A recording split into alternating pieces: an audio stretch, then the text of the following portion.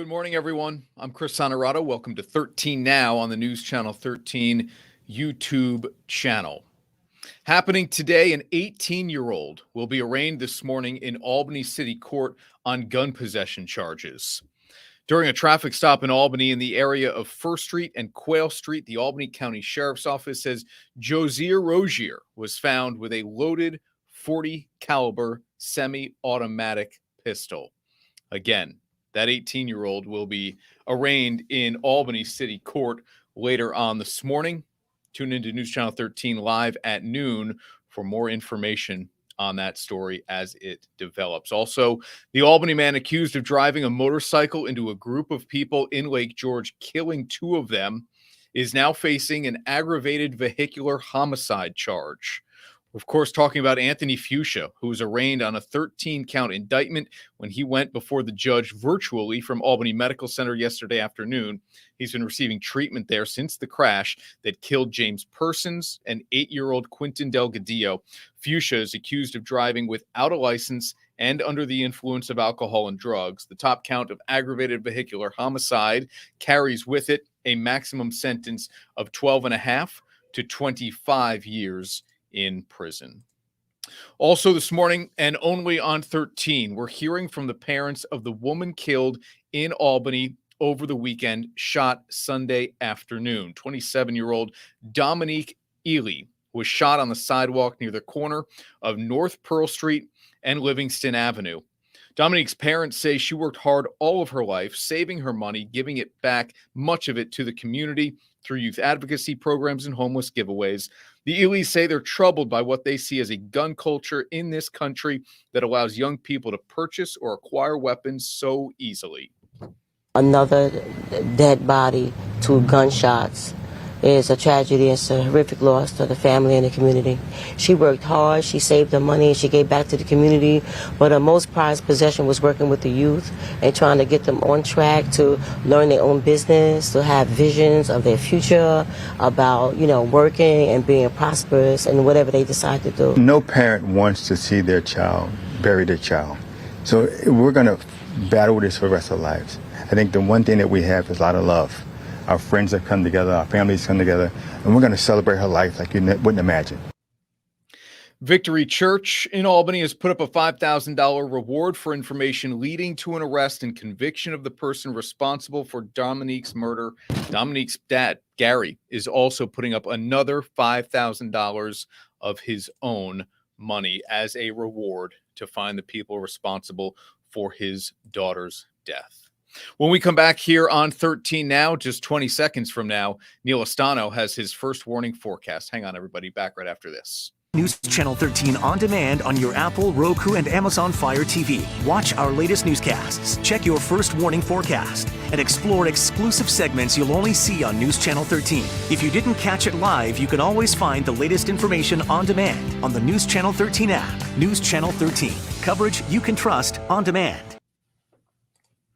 We got some of that much needed rain yesterday, and it continued into this morning. When I stepped outside, my car said it was 70 degrees and it was still drizzling slightly. I said it on the air, Neal, that my mom would say it was soupy weather out there. How are you, man? Soupy, yeah. It was, and kind of interesting transition this morning, Chris. It was raining. I had some fairly heavy rain on my drive in this morning. That front was still to our north. We're on the warm and kind of muggy side of that, so it was a little sticky. Actually, the humidity went up overnight last night, but it's kind of cool to see firsthand with our cameras when fronts move through and when things happen. It's one thing to see them on a weather map, the blue line with the little triangles on them. It's another thing to see it in person or see it on the radar, but see it in person. This is up in Lake George. It was cloudy this morning, and then that front came on through just after sunrise, and then we cleared out nicely. There was a little bit of shower action with that, and the same thing happened. I watched the front continue to move south, then it moved into the Saratoga Springs area. Same type of story. We started out, obviously it was dark this morning before sunrise, and kept an eye on that sky for the advancing front. And be patient here, stay with me. You can see those clouds with us as we went through the morning, and then the line of showers moved on through, and there's that front coming through with a clearing skies behind it. So it's always good to put the pictures with the technology, with the radar and with all the fancy weather maps and stuff. So it's good to keep an eye to the sky. I kind of love that stuff. Still a weather geek at heart. Still a couple of spotty showers around. Nothing all that heavy. The front continues to make its way south. Some spotty showers up to Washington County. First warning live Doppler radar showing really nothing upstream. So we are going to dry out. And as Chris mentioned, some much needed rain. Rainfall was heaviest through the Mohawk Valley and over into Saratoga County. Really not much fell down in places that really needed, down in Columbia County, a little bit down in Berkshire County, but not much into the Adirondacks. So it was, again, hit and miss, the bullseye being out through Fulton and Montgomery County with about 1 inch to 1.25 inches of rain with some of those persistent rain showers. Going through the afternoon, skies will continue to clear. Humidity levels will be dropping. And tonight is going to be another night. You're not going to need that air conditioner as temperatures are going to be down in the 40s in the Adirondacks and 50s elsewhere. As this high pressure area builds in for tomorrow, it's going to give us another delightful day. So the hits just keep on coming with our weather. We'll have a high of around 80 degrees today. Tonight we'll have clear, cool conditions. And look at that 7-day. Some showers around on Friday. Computer models say not really in agreement on that, but I do expect a few showers probably earlier in the day on Friday. Will clear out. And the weekend is looking delightful. And your mom cannot call this weather soupy going into the weekend. She can call it a lot of things, but not that. Yeah, no, it looks great, man. Absolutely perfect. We hope it continues even in next week. As you know, it is a big week up in Saratoga next week. So we'll see if we can extend this thing out a little bit further. It's never perfect, right, Neal? We were saying, hey, we need the rain, but it has to be the right kind of rain. It has to be a consistent light falling rain, not a deluge of any kind. Yeah, the gully washers and the possum pounders. It's not the kind of rain we need. Yesterday, last evening, it was nice soaking rain. And at my house, the birds came out of the woods and they were like, hey, rain. They were eating the worms and having a good time. All right, don't join them out there at all, okay? I don't like worms. All right, buddy. Thanks. We'll see you tomorrow morning.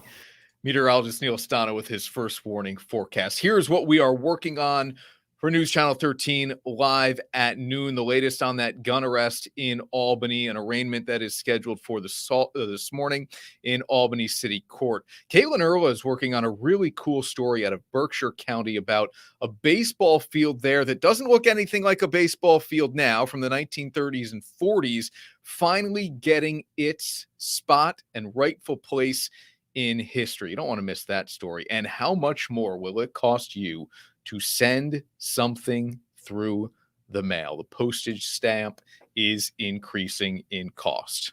Join them at News Channel 13 live at noon for those stories and, of course, much, much more with the first warning forecast as well. Until then, this is 13 Now. Thanks for joining us. I'm Chris Honorato.